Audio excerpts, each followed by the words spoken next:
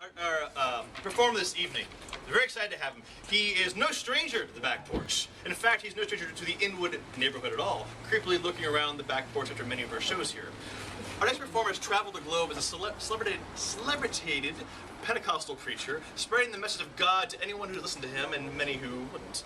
Our next performer has proselytized from sundry locales, from Lord Rikers Island Prison on the East River, to children's playgrounds all over Central Park, to gay bathhouses on Manhattan's Upper East Side, to chat rooms frequented by top mayoral candidates last named Wiener.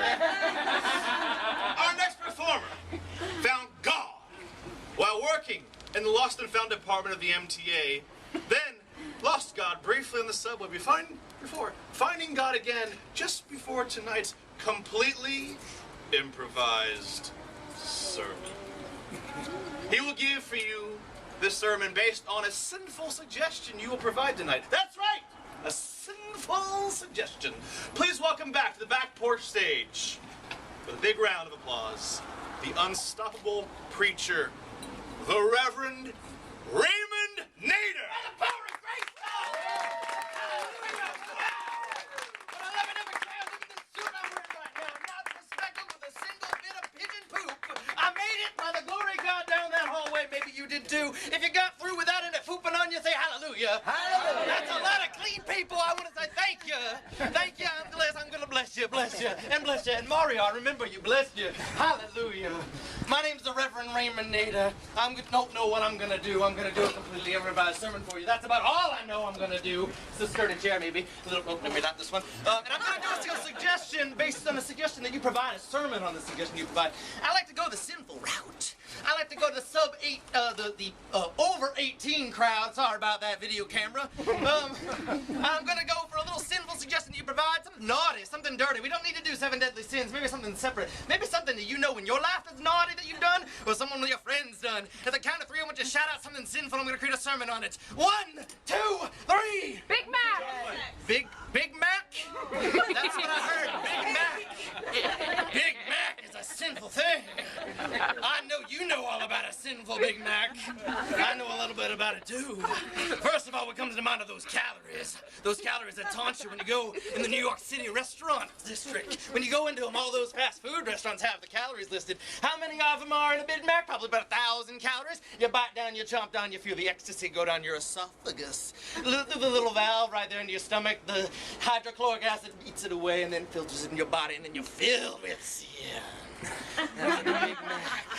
And you felt it too. You've had a Big Mac and you've bit down. You know you can't, you know you shouldn't. You know you're told by the FDA or whoever tells you what to eat, not to eat it. But you insist. There's something inside you compelling you to just eat it even though you don't want it. You know, there's the salt, there's the cholesterol. You're gonna die when you do this. You keep doing it. I know you do. I know it's not just the Big Macs that you have. You have the French fries, and you have the Frosties, and the shakes, and the salads. Even though they seem to be healthy, they add it with some high fructose corn syrup somehow. How do they add high fructose corn syrup to salad? I don't know. But you taste it, and it tastes so good. And you want it. It goes in your system. It spikes your sugar up and down. Your liver's going crazy. Those glycemic indices. And you want more. The cravings build. You go more, you go more, you go more. You're eating, you can't stop. I get on the stage maybe sometime. Maybe I like being out in the audience. You get the cravings to be out in the audience, much like the craving to eat sugar. So I'm going to come back in there. I'm going to have a little Big Mac stick at you. And you. I want to be with you. You do not need to worry.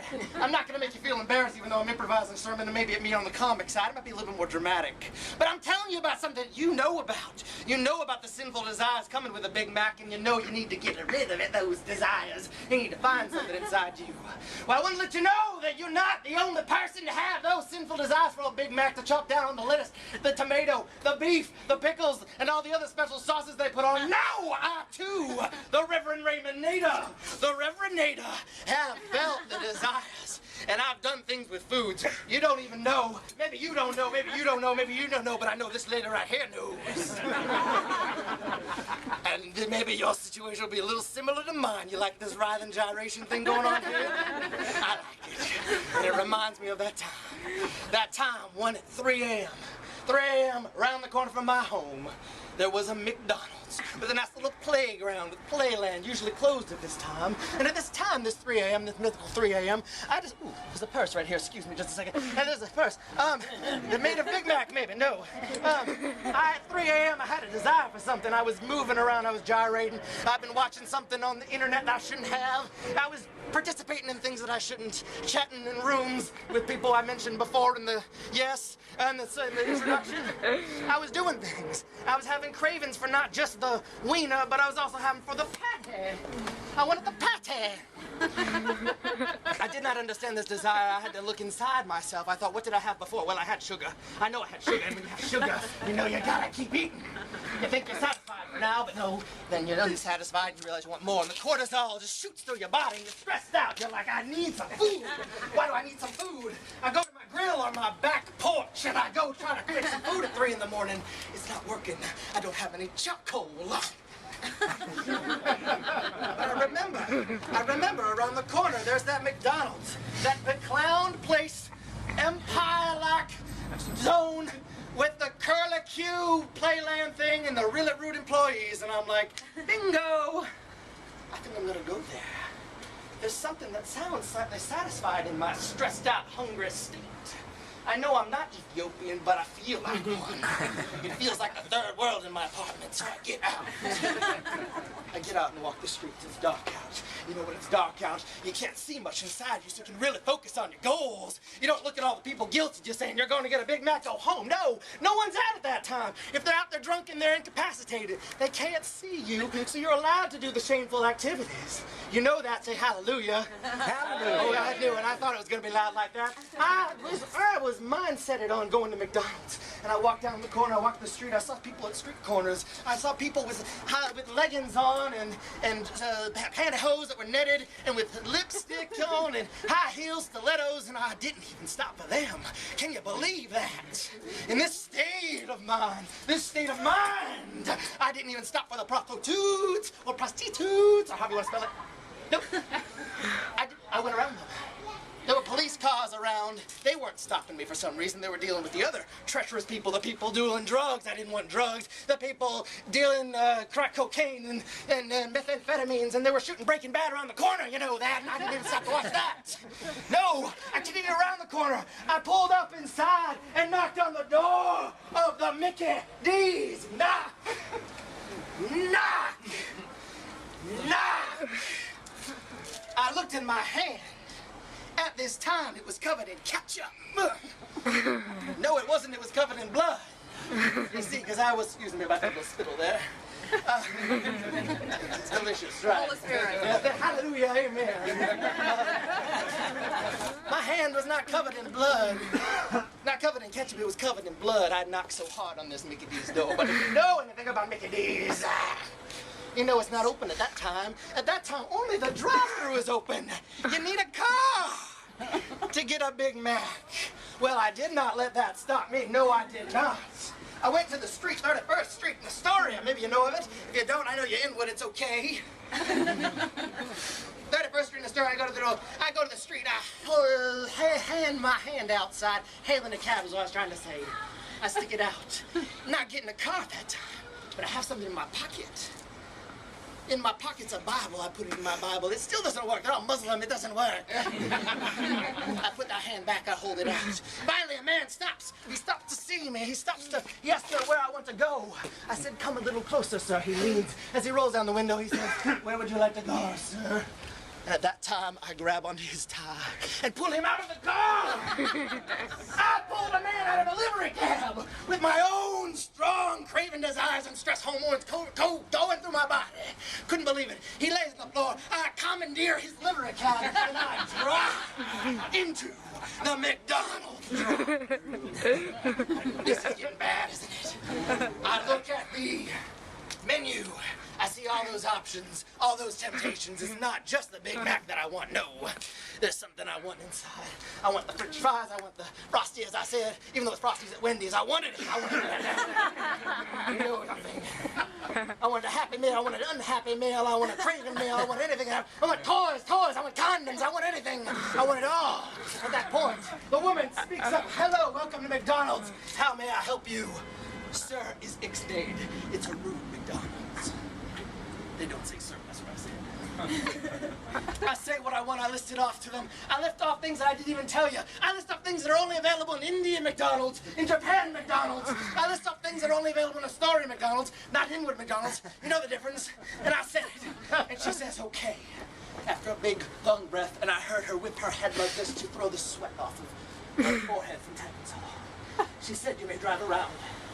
It was at this point I hear a tap, tap, tap on the window. It was the livery cab driver. He was wanting to get in the car. Of course, I had to floor it at this time. I floored it, and I go a full 90 feet up to the drive-thru window.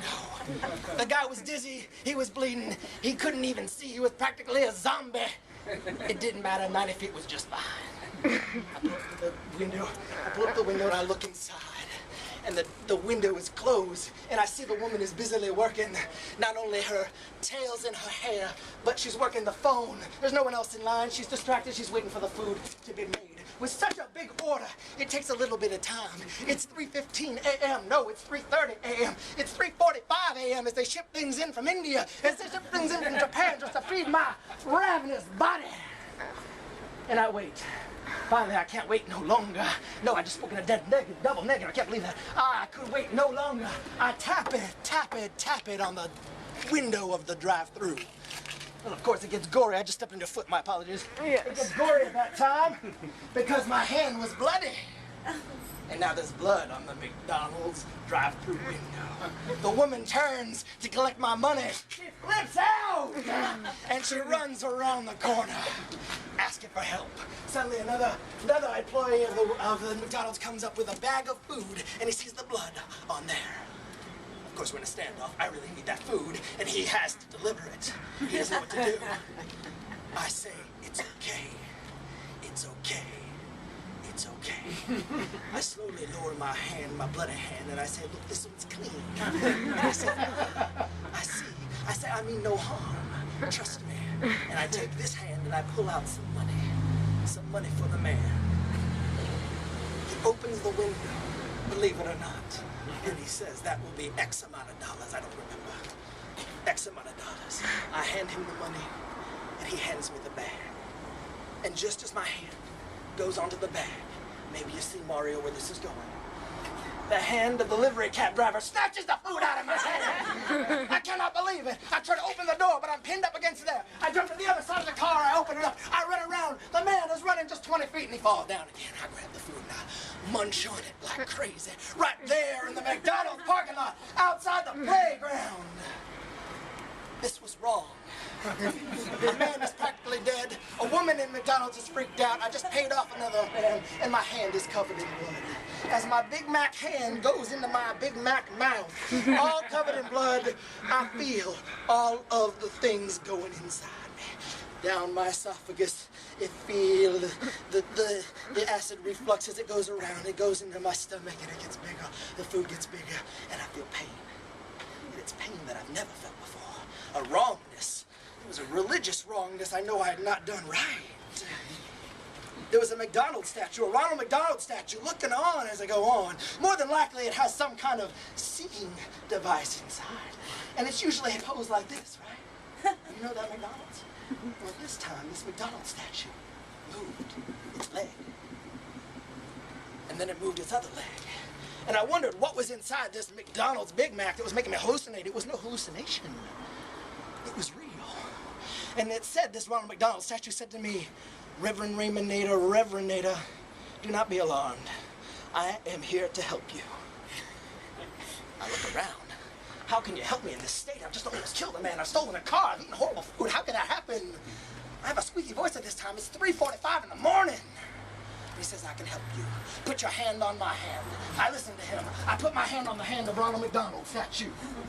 And he says, just hold it. I stare a gaze with him. Suddenly his face, all the makeup on his face, just melts away from his face. It suddenly is covered in sweat, much like mine right now. And it was not the face of Ronald McDonald anymore. It was a face indescribable, almost unnameable. It was at first a little Jesus-like, but then it wasn't. It was God.